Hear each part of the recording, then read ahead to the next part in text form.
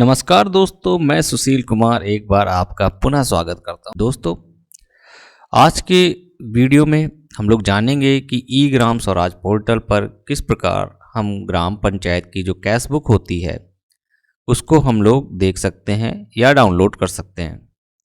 Cash book मतलब जहां पर ग्राम पंचायत का लेखा जोखा फीड होता है। तो हमको मालूम है कि ई ग्राम स्वराज में ऑनलाइन पेमेंट्स होते हैं और उत्तर प्रदेश की बात करें तो राज्य वित्त और केंद्र वित्त खातों में ऑनलाइन भुगतान होता है। इसके अलावा कुछ ऑफलाइन स्कीम भी होती है, उनकी भी ई ग्राम स्वराज पर फीडिंग होती है।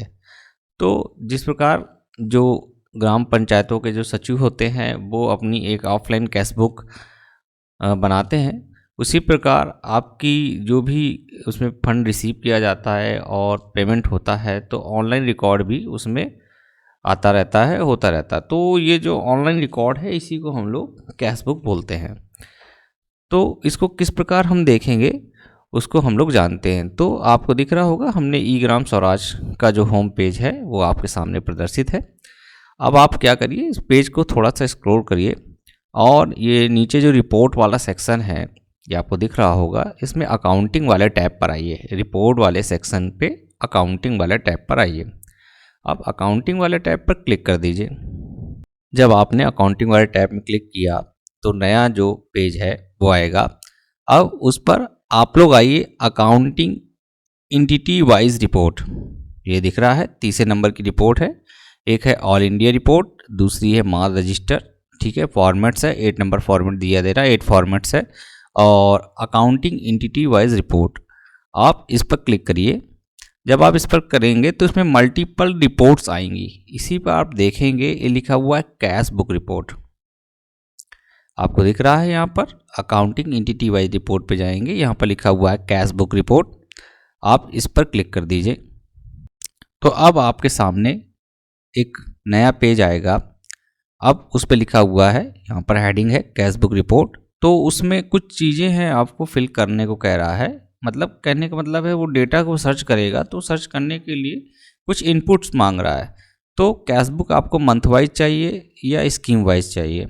जब आप स्कीम वाइज करेंगे तो एक पर्टिकुलर स्कीम के लिए आएगा, लेकिन जो कैश उससे क्या होगा, आपको अलग अलग स्कीम के लिए मल्टीपल कैश बुक डाउनलोड करनी पड़ेगी। लेकिन आप सीधा मंथ वाइज सेलेक्ट करेंगे तो ई ग्राम स्वराज पोर्टल पर जितने भी अकाउंट्स रजिस्टर्ड हैं उन सब का लेखा जोखा आपको एक ही कैश बुक में मिल जाएगा। तो नॉर्मली आपको मंथ वाइज करना है, स्कीम वाइज से बचें, क्योंकि उसमें तो दिखता है ना कि किस स्कीम का कौन सा वाउचर का पेमेंट हुआ है, उसमें दिखाई देता है।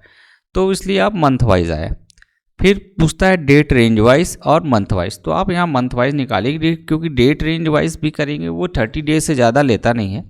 यदि आप किसी मंथ के पर्टिकुलर डेज का निकालना चाहें तो आप डेट रेंज वाइज आ जाएं, नहीं तो आप मंथ वाइज करें। तो हमने मंथ वाइज सेलेक्ट कर लिया। फिर फाइनेंशियल ईयर कह रहा है, तो आपको जिस फाइनेंशियल ईयर का निकालना है, ये मान के चलिए 2-3 साल का आपका सही मिल जाएगा।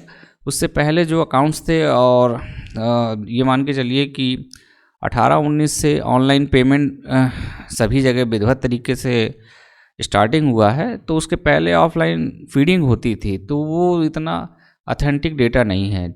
ई ग्राम स्वराज समय समय पे अपडेट होता चला गया है और उसमें सुधार होता गया है। तो आप मानिए चलिए कि 22-23 से इधर जो डेटा है वो सही है, उससे पहले का जो डेटा है वो भी ठीक ही है, लेकिन थोड़ी सी संशय उत्पन्न हो सकता है, क्योंकि जो फंड था वो जो रिसीव करते थे, क्योंकि रिसीविंग मैनुअली थी, तो उसमें कई बार वो लोग ज़्यादा या कम रिसीव कर लेते थे। उससे कैश बुक जो है आपकी एक्चुअल जो है हैंड रिटन कैश बुक है जो बैंक अकाउंट से बनी है और जो ई ग्राम स्वराज में, उसमें अंतर हो सकता है।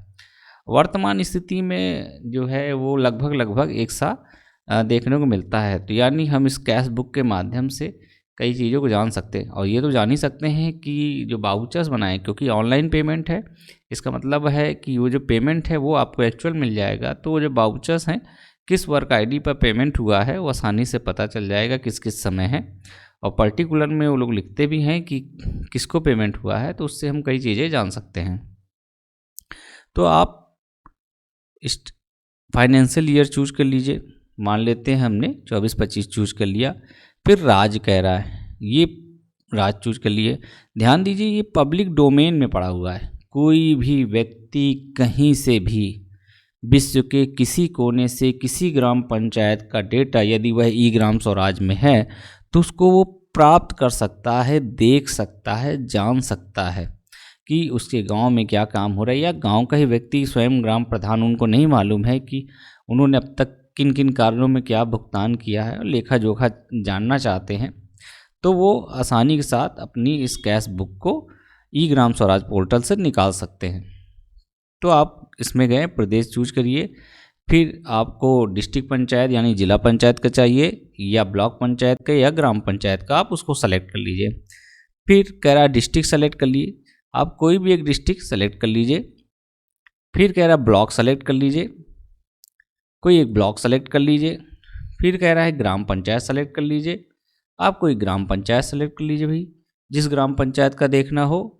मंथ, तो मंथ आप अप्रैल से, मान लीजिए पूरा फाइनेंशियल ईयर ख़त्म हो गया है तो आपको 12 जो मंथ है वो निकाल सकते हैं। अगर पूरी कैश बुक चाहिए तो अप्रैल से मार्च तक निकालें।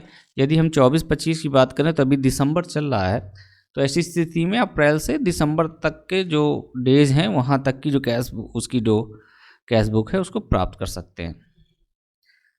तो मान लेते हैं हम किसी एक माह की निकालना चाह के, आप यहाँ केवल मैं बता रहा हूँ, अगर आपको पूरा चाहिए पूरे ईयर्स का, पिछले साल का है, तो आपको वो अप्रैल से लेके जो फाइनेंशियल ईयर मार्च तक का होता है वहाँ तक के आपको पेजेस देखने होंगे और डाउनलोड करना होगा। तो यहाँ पर इस फॉर्म को कंप्लीट जब कर देते हैं तो यहाँ पर आप देख रहे हैं कि जो पेज है लेखा जोखा है आसानी के साथ आ गया। एक तरफ रिसीप्ट दिख रहा है और दूसरी तरफ पेमेंट दिख रहा है। यहाँ पर आपको दिखाई देगा कि किस स्कीम के साथ जो पेमेंट हुआ है। जैसे यहाँ पर लिखा है 5th स्टेट फाइनेंस कमीशन, मतलब यहाँ पर एक वाउचर की डिटेल दे रहा है जो पंचम वित्त आयोग के माध्यम से भुगतान किया गया है। अगर वो 15वें वित्त या अन्य किसी वित्त के माध्यम का वाउचर होता और तो वो यहाँ पर प्रदर्शित हो जाता। तो यहाँ पर एक तरफ रिसीप्ट है, एक तरफ पेमेंट है। इसी को हम लोग कैश बुक कहते हैं कि कितना पैसा आ रहा है और कितना पैसा व्यय हो रहा है, उसका लेखा जोखा हमारी कैश बुक कहलाती है। तो इस प्रकार आपको एक पीडीएफ सामने आ जाएगी और पीडीएफ सामने आ जाएगी तो उसको आप प्रिंट भी कर सकते हैं, डाउनलोड करके सेव भी कर सकते हैं। तो इस प्रकार जो है आप अपनी ग्राम पंचायत की या किसी भी ग्राम पंचायत की जो कैश बुक है आसानी के साथ ई ग्राम स्वराज पोर्टल पर प्राप्त कर सकते हैं। तो आज के इस वीडियो में इतना ही और उम्मीद करता हूँ यह वीडियो आपको पसंद आई होगी और इसके माध्यम से आप अपनी ग्राम पंचायत के लेखे जोखा को प्राप्त कर सकते हैं। और यदि आपको लगता है कि वीडियो आपको अच्छी लगती है तो इस वीडियो को लाइक करें, चैनल को सब्सक्राइब करें और अपने जानने वालों को शेयर करें ताकि वो भी अपनी ग्राम पंचायतों के लेखे जोखे को जान सके। ये चूँकि पब्लिक डोमेन में पड़ा हुआ है तो कोई भी व्यक्ति कहीं से भी इसको एक्सेस कर सकता है। तो इस वीडियो को देखने के लिए आप सभी लोगों का बहुत बहुत धन्यवाद।